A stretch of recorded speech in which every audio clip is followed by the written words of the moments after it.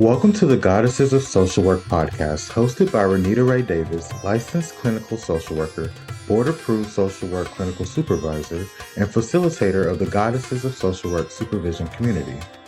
Join us as we travel through the social work journeys told by the Goddesses of Social Work community members, past and present, as they make their way toward clinical licensure. Welcome to the Goddesses of Social Work podcast. In today's episode, Marvia Scott, LICSW, has graced us with her beautiful presence. Marvia is a licensed independent clinical social worker in the states of Alabama, Massachusetts, and Hawaii. She has been practicing social work for the last 7 years. Marvia graduated from Auburn University with a bachelor's degree in social work in 2015 and a master's degree in social work from Troy University in 2016. Marvia is currently serving as a suicide prevention coordinator for the Department of Veterans Affairs in Alabama. She also works as a mental health therapist. Most importantly, Marvia is a mother to 5-year-old boss baby Peyton. In her free time, Marvia likes to travel, spend time with family, and rest. Welcome, Marvia. I'm so thrilled to have you on the show. Hi, thank you for having me. Oh, we're so glad to have you. One of the things that I absolutely love is that you are clinically licensed in multiple states. When I'm advising other social workers who want to be licensed in multiple states, I always speak to intentionality. Like, why do you want to be licensed in that state at this time? So, my first question is why Hawaii? Why Massachusetts? So if I can be honest, I was working with when I got my clinical license, I was working with a company called Able To. And I was excited because I'm like, I got my LC, I'm about to start doing therapy. And they were like, we have no Alabama clients to give you. So you have to become licensed in at least one other state. So they gave me a list of states and was like, pick one or two. And so that's what I did. They told me like which states were high demand at the time, I guess, and Mass and Hawaii both were very high demand.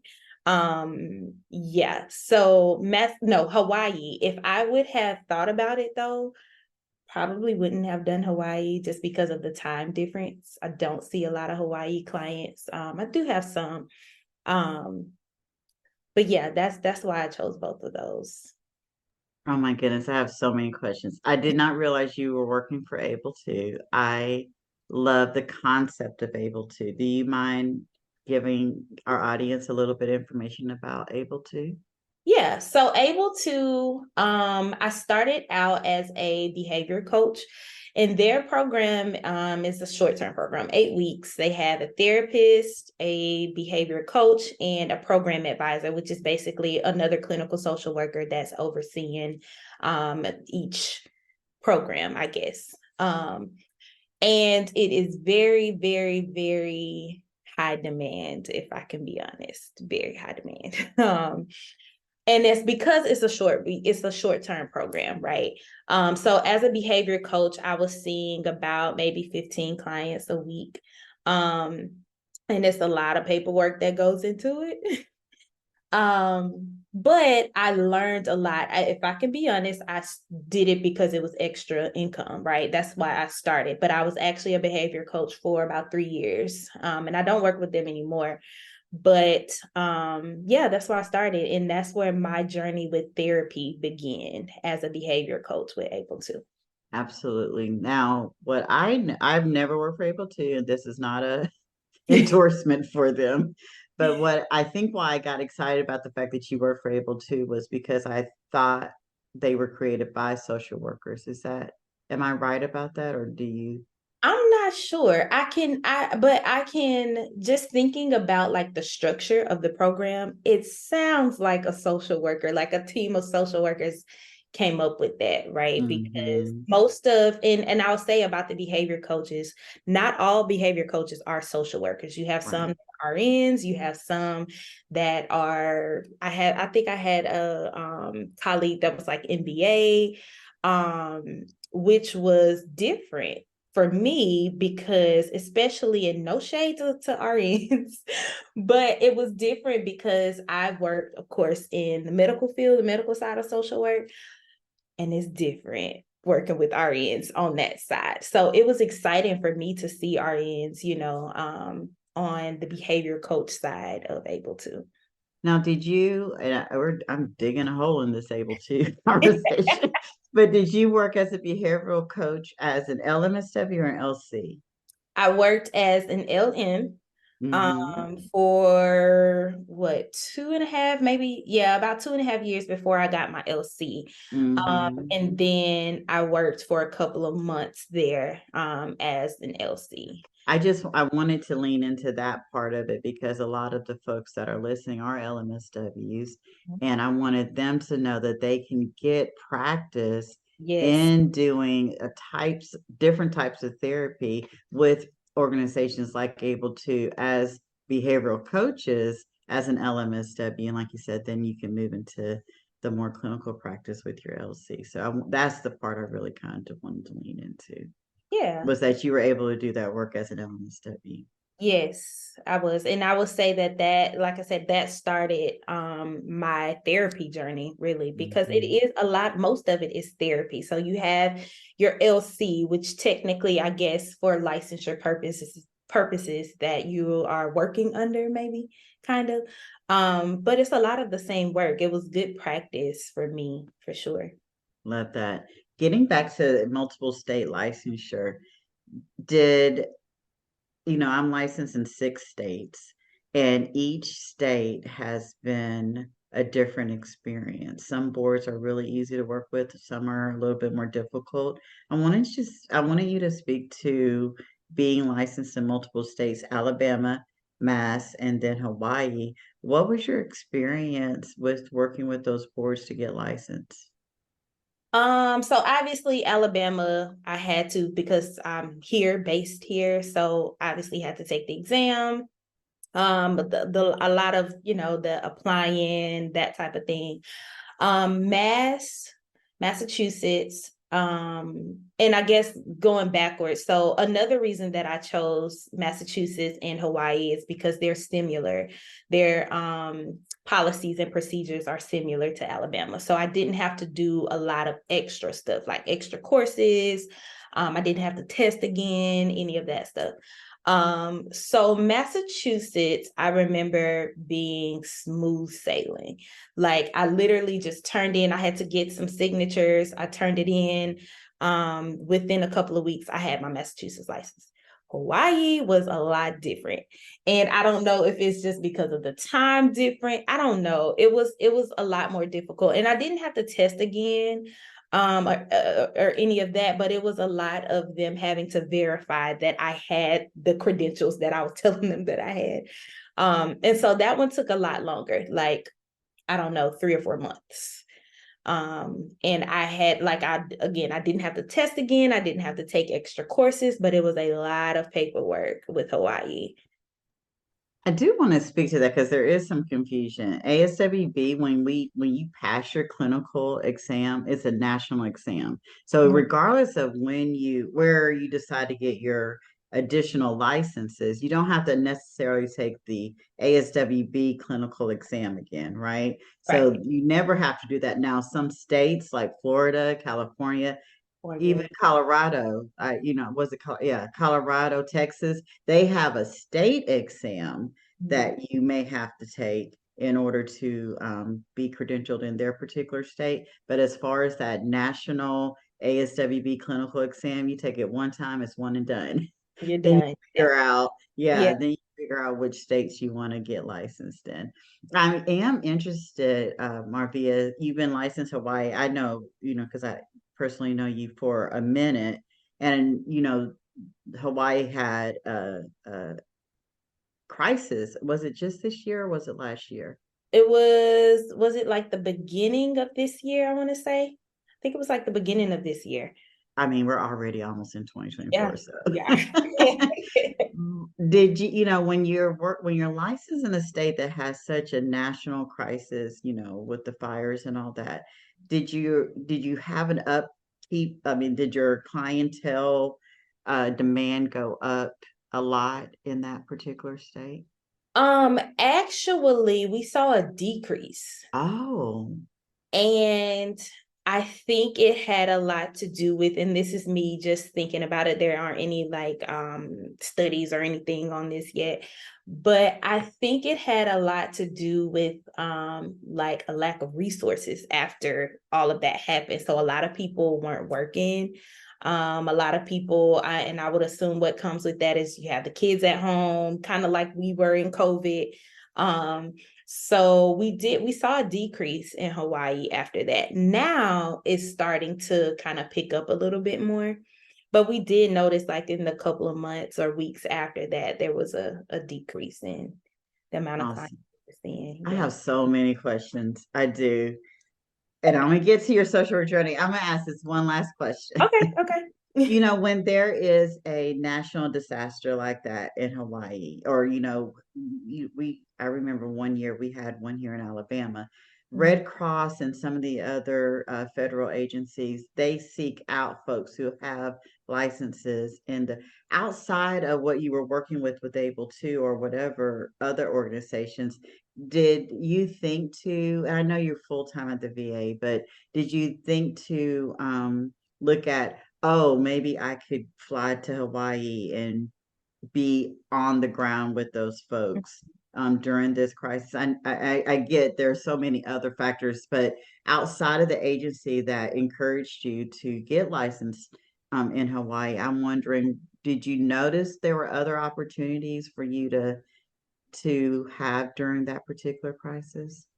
Yeah, I did. And actually, the opportunities that I noticed were travel social work opportunities. Now, when I was in school, I don't know how long this travel social work thing has been a thing.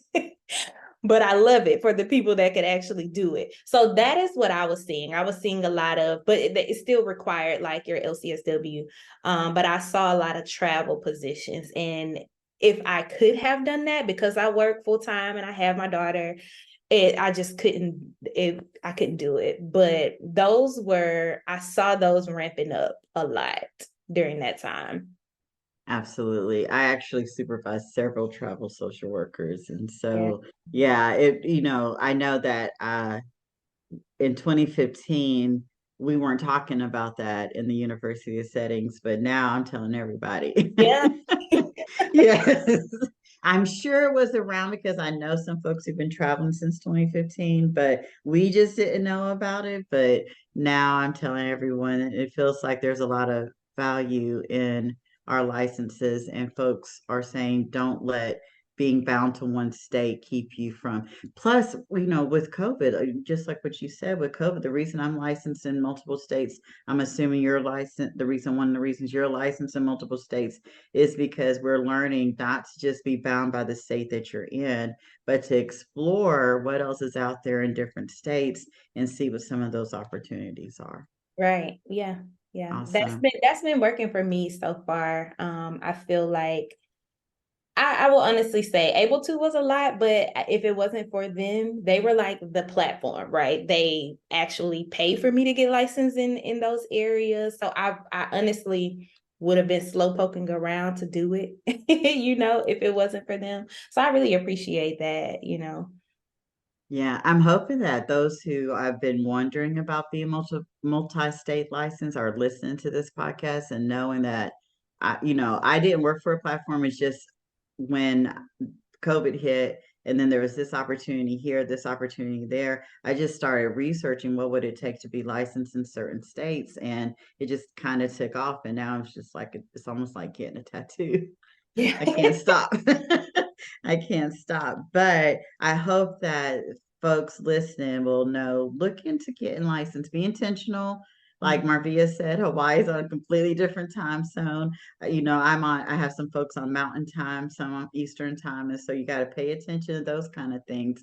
I do think time zone does make a huge difference For in sure. your availability and your client's availability, but being intentional about what other states you can get licensed in, especially if they're similar to your board, I think is beneficial for social workers, both on the LMSW level and on the LCSW level. So glad that you were able to speak to that. but we jumped all the way to the end of your into or where you are now. I want to know, tell me a little bit about your social work journey, Marvia. Where did it start? Where do you plan to go? Yeah. So, like you said earlier, my social work journey, I guess, started at Auburn University, War Eagle. Um, so I graduated Auburn in 2015. I went directly to grad school at Troy. Um, and I was working a little part-time job during that time that actually paid for my school. So that was a great experience for sure. Yeah, so after I graduated in 2016 from Troy, I got my LMSW, maybe I think I graduated in July and I had my license by October. So I started studying immediately afterwards. I took Dr. D's course immediately after grad school. And then I started working at Baptist South, so an emergency department in Montgomery, Alabama.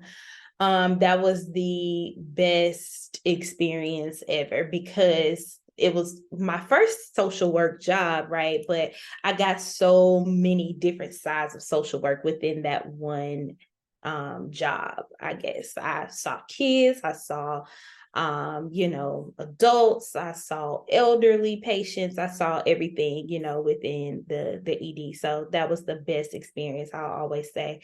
And then I did dialysis after that. So in between that is when I had Peyton. So I just wanted a change and some more money. So I did dialysis, hated it. I would never, ever, ever, ever do that again. And it's just because I went from the ED, such fast pace, to dialysis, which is a more slower pace. You're seeing the same thing pretty much every day. And from that experience, I learned that I just get bored quickly with stuff. Like I need some excitement. So after dialysis, I did hospice. I went into hospice. Loved hospice. It was so different. And I want to say, now that I'm talking about it, I want to say maybe my experience with therapy started there, even though I technically wasn't a therapist yet. I just had my LM. But there is a lot of therapy, as you can imagine, that goes into being a hospice social worker, right? And so for sure, my therapy journey really started there. So I did hospice for, I want to say maybe a year before I got offered the position at the VA, which took me 4 years to get. So I did hospice PRN while working full-time at the VA. Once I got into the VA, I was in primary care and I did that for 3 years. And now I'm here at suicide prevention. And I love it. I love it. Love it. Love it. Love it. I want to speak to a couple of things about your journey. One, for the MSW students who are graduating soon, are going to be graduating, in the next year or so, they've there's this preconceived notion that they can get their license literally a month after they graduate, hell, even a week after they graduate. And I love that you said it took you 3 months, which for you actually was a lot sooner than a lot of people. But on average, for those who are just like, I'm going to get my license as soon as I graduate, it really does take about 3 months. And let's talk about why. One, your school has to release your transcript. You have to complete the application for whatever state you're in. Then you have to wait on ASWB to send you, the information. Then you have to wait for a testing site. You have to schedule the test, and all of that can take up to 3 months. And so I want to just encourage people who are my high achievers to kind of give yourself some space and time, especially when you're looking for employment that requires licensed social worker, that it's going to take you at least 3 months to go through all of the processes and then pass the test before, and that's at minimum. What do you think? Yeah, I think so. I think, well, and for me, and I didn't think about it that way, but that's true. Like you have to, it's really, for a while, you're at the mercy of other people because like Troy had to release my transcripts, and then I had to actually apply and find a test, all of that good stuff. But even after then, I felt like I wanted to give myself some time, like a good amount of time to study, which is when I did Dr. D's course, which was really helpful. And I took that course back in 2016. And I will say, even for my LC, in which I took last year, that course helped, even all of those years afterwards. But yeah. Awesome. I love it. Yeah. So I just want to give some reality checks. Oh, yeah. Oh, yeah. In regards to like, oh, I'm going to get licensed immediately after graduating. Just give yourself some time and know. I love that you said you're at the mercy of other organizations to get their stuff done and get their stuff into the boards that you are taking your test in. I want to speak to the dialysis experience. One, I think it takes all of us to do the work that we're doing. So our hat, is tipped to those who are able and love, because we know lots of dialysis social workers and who love that experience and those clients who need that particular service. And also, you can make some really good money in dialysis, right? But one of the things that I teach and love that you said is you got to know what you love and what you don't love. Exactly. Right? Do you want to speak to that a little bit? Yes, because I feel like with me, and for a while I struggled with it because I would say it took me maybe 2 or 3 months to know, like, this is not me. This is not my thing. And it's just because it's repetitive. It's a lot of the same stuff. A lot of people can appreciate that, right? Because they know that they're going into work and they know what to expect. For me, that just wasn't my thing. And what I noticed about myself was the quality of my work was starting to diminish because I didn't like it. It just wasn't something that I like to do. Like, my heart wasn't there. And that's one thing about social work. Like, you have to actually love what you're doing, because it's a lot. It can get hard, even with dialysis, it's the same thing, but a lot of times it's hard. So yeah, I once I started noticing that, like, the quality of my actual work was not where I felt like it should be, I knew it was time to find something else. So I would say that would be one good thing to pay attention to. Absolutely. We often talk about burnout with our social workers, and it's so funny to me to witness a burnt out social worker in the agency that they're in. And then they go to an agency where they're doing work they really enjoy, and the difference in the quality of the work that they are producing is so different, right? And so I love that you spoke to that. I'm not stating that you were burnt out at that time, but that too is what burnout looks like, is if your work is diminishing, then maybe we need to talk about burnout. But I do want to talk to you about this. So, I think traditionally social workers have been trained, or even just folks in general, you have to stay at a job for a year or 2 years because, on your resume, It has to it look has to look good. And I have learned, no, ma'am, no, if you are having diminished returns on your work, then it's time to go. And so, do you mind speaking to why were you so brave and courageous to go ahead and move on to the next thing when you realize something wasn't for you? Well, not only, for myself, like, I felt like it was taking a toll on my mental and emotional health. And side note, Peyton was only maybe like 5-6 months at the time. And so obviously I'm going through that. And then I have this job that I just did not like. So of course that was it on the personal level, but I was also thinking about my clients, right? Like, I wasn't giving them my best work. And so at the end of the day, that's why we're there. And I feel once I started feeling like, I'm not doing my best by this client, it's time to move on. That's really when I realized that, because when you're thinking about it for yourself, you're always like, okay, I can push through, it's just me, I can push through. But when you have your client to think about, For me, it was not wanting to just give them, 20% here, 50% there. Like I really felt like I was failing them, right? Yeah. So at that time I was like, Absolutely. I love it. And I want to just give people in our audience permission to leave a job. please leave a job. Leave. Yes. Yes.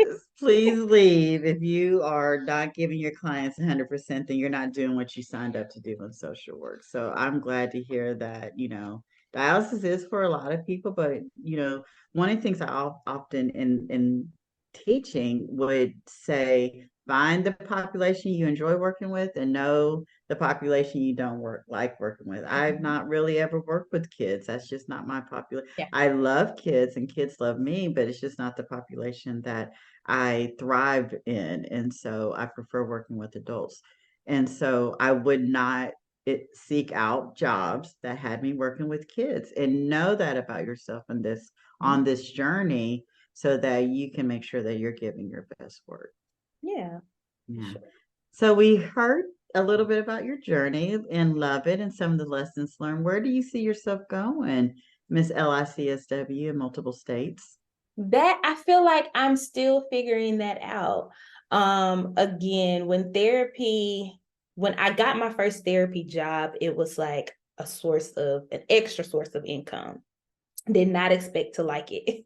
I did not expect to love it, actually. And so I don't know if I want to venture out into private practice, or I'm still trying to figure that part out. VA, I won't say that I would want to stay with VA forever. But definitely within the government. And that's just because there's so many other things for social work to do within the government, CDC, all kinds of stuff, the federal courts, a lot of stuff that you could do within the government, right? So I definitely want to stay there full time for sure.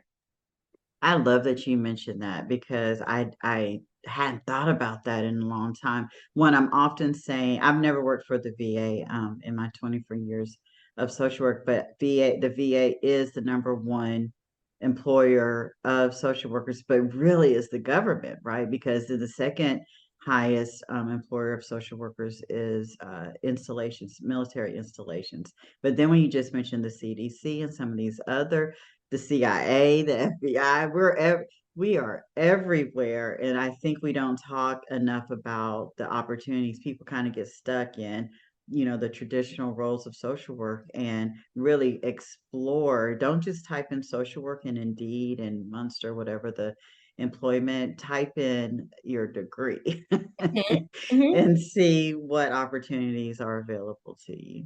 Yeah, for sure. Yeah. Marvia, who was your favorite and or most impactful social work mentor or professor?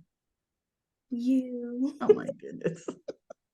No, seriously, I feel like I tell you that all the time though. And let me tell you why. So we met whenever I was in grad school, 2015. Yeah. So 2015, you were my grad school instructor. And so that's where we met and our journey began. I think so, and I'm still trying to think of the word, because obviously I feel like it's kind of like a mentorship thing, but it also feels like it feels deeper. And the word, for whatever reason, I want to say it feels like, and when I'm referring to our relationship, it feels like home. And let me tell you why.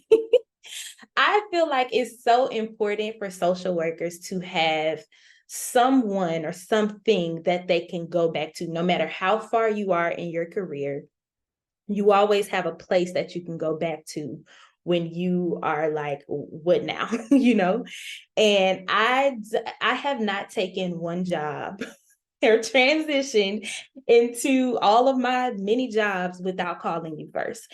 And it's just because I know you're my safe space, right? And I feel like that's so important. It may sound a little cheesy to you, but I feel like as social workers, that is so important because it's, especially as a young social worker, right? I still kind of consider myself like a baby social worker. And I feel like a lot of times it gets to a point to where you're like, what in the world is this? What am I supposed to be doing? One thing that I remember you telling me about is salary. And that's one thing that I feel like is important, like asking for, negotiating for what you feel like you're worth, that type of thing. I would have never done that had we not had that conversation years ago, right? In addition to that, my therapist. So I'm a therapist with a therapist. That's just part of my self-care, right? And she is another Black queen. I love her to death. She keeps me in check.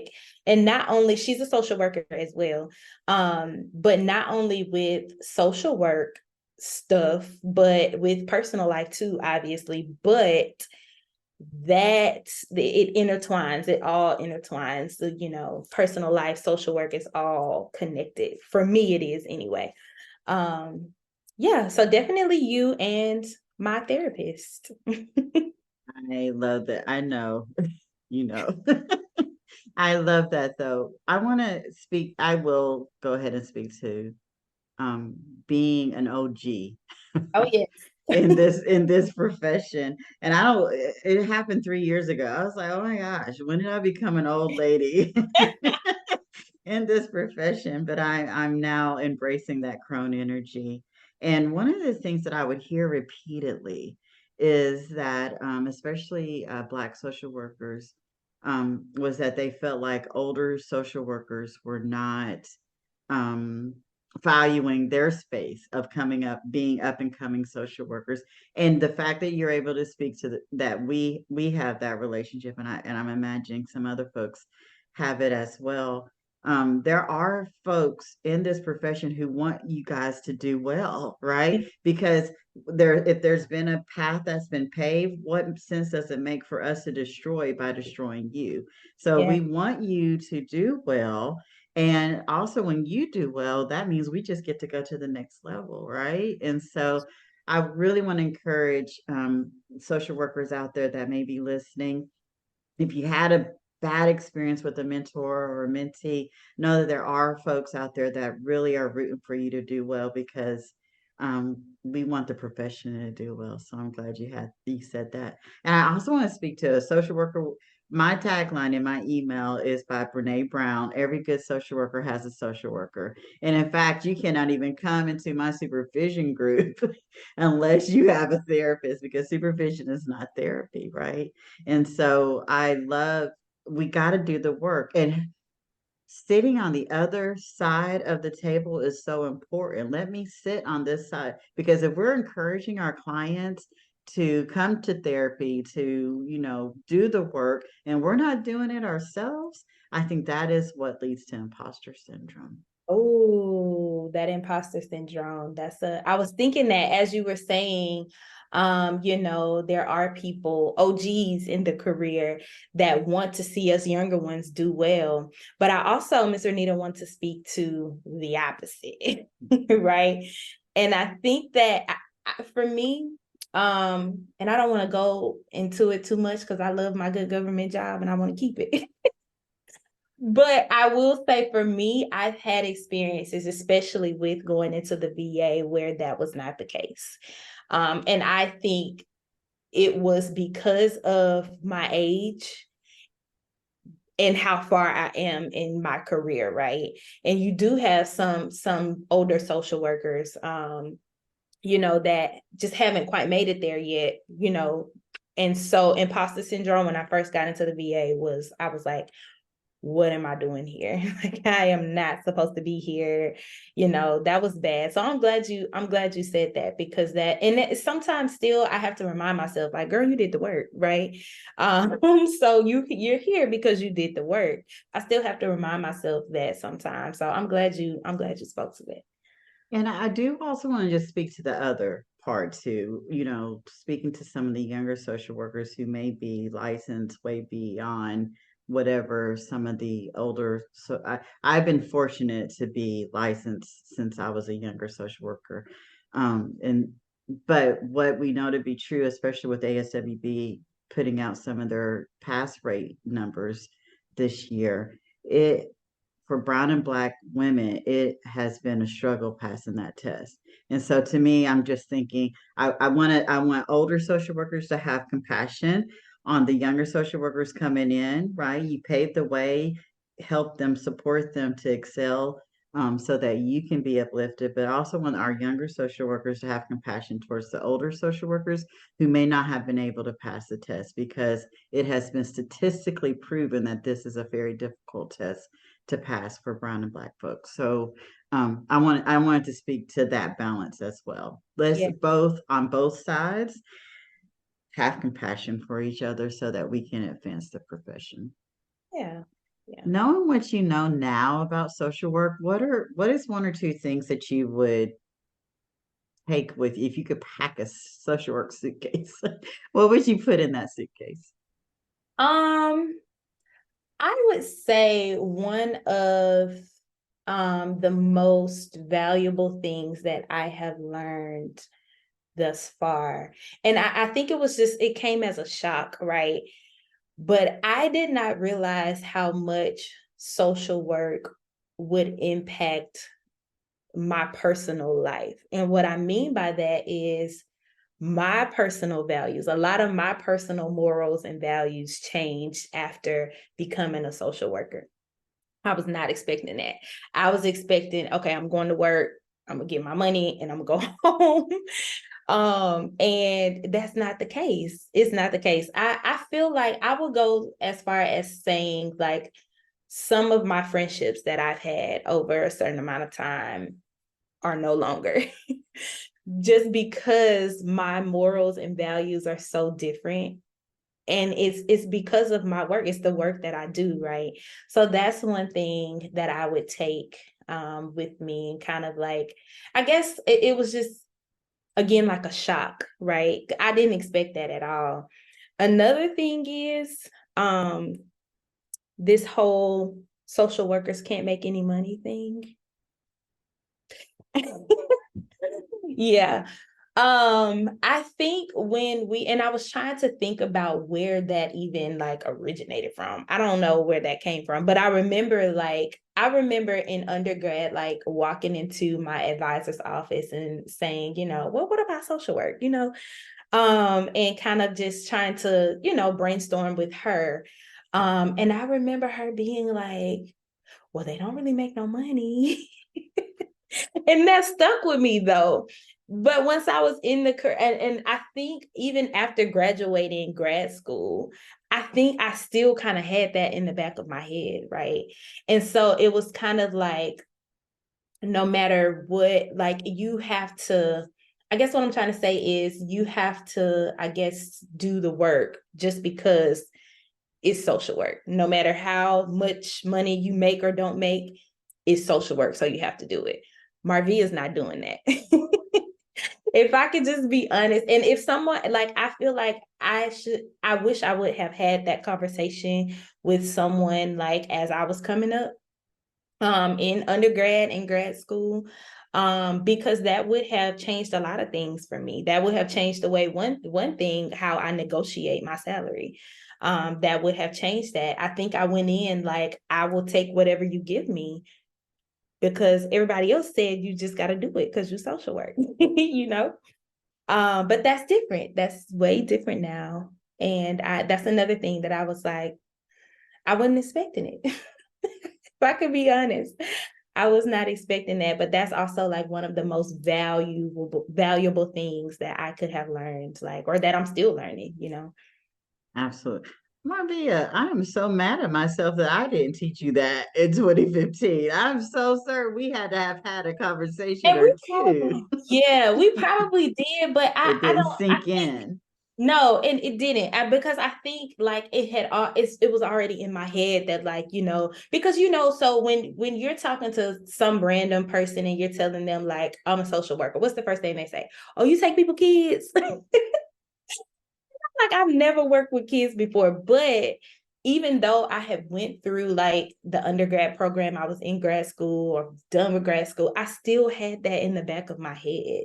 And that played a big part in how I negotiated salary. I didn't know anything, like I knew about it, but I was scared until we had that conversation actually going into dialysis, when I spoke with you about that.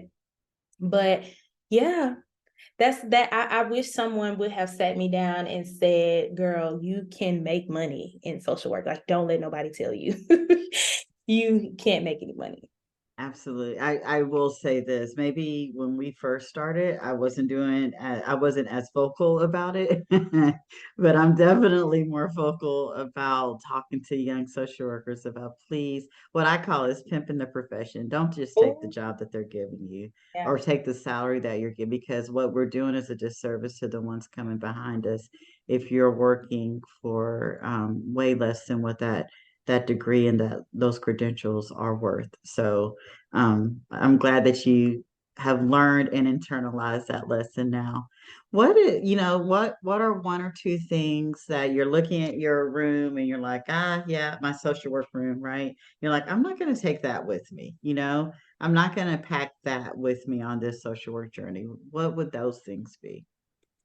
I think one is that we can save the world, because that's what I thought going into it. And I do think, like, I remember being in the very first interview that I had, and I remember being like, well, they're asking like what kind of experience you got. And I'm like, girl, I just graduated.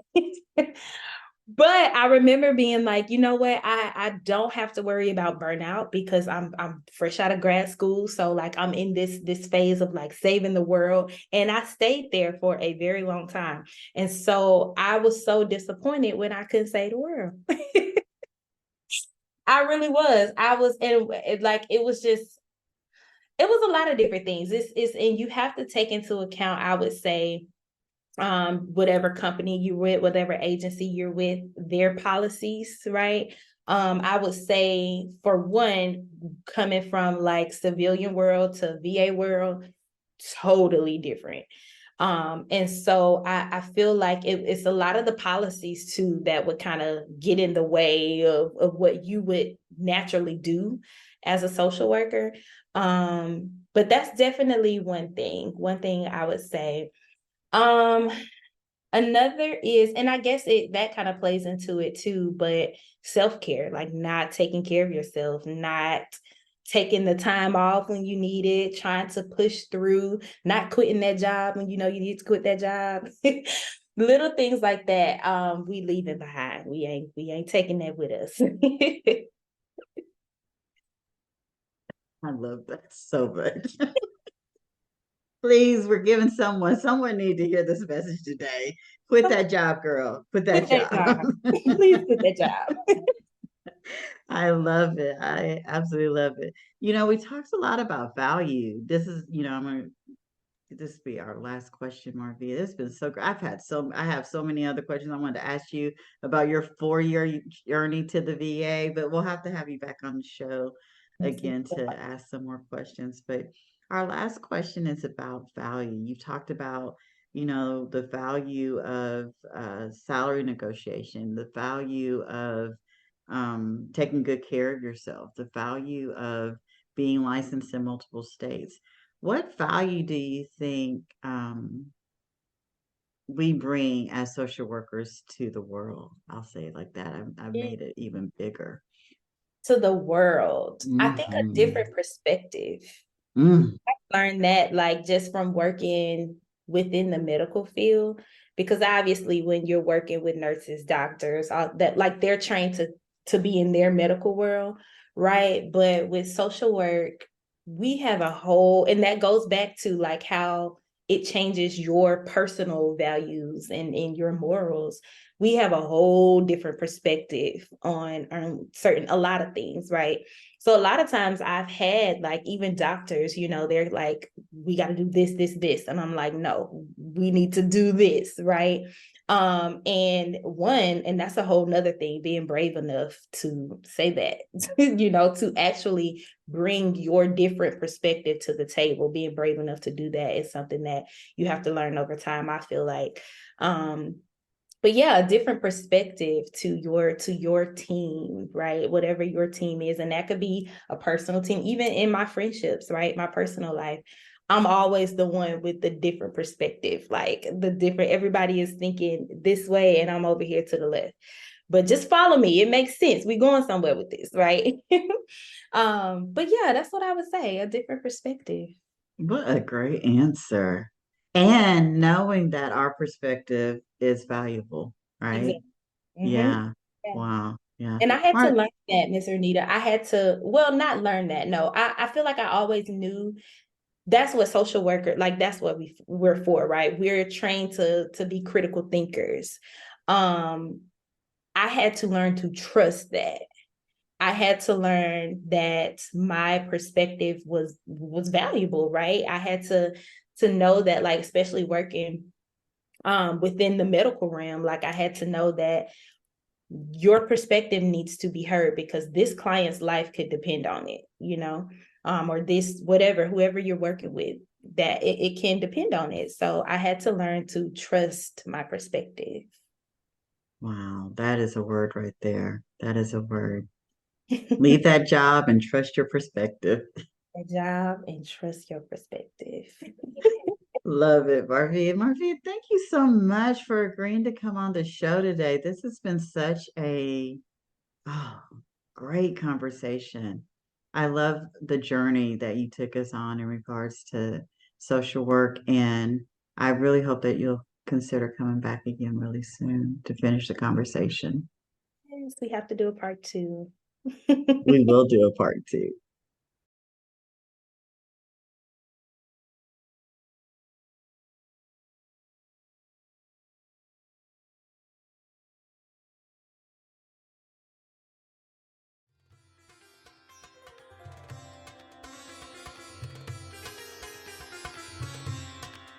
Thank you for listening to today's episode of the Goddesses of Social Work podcast.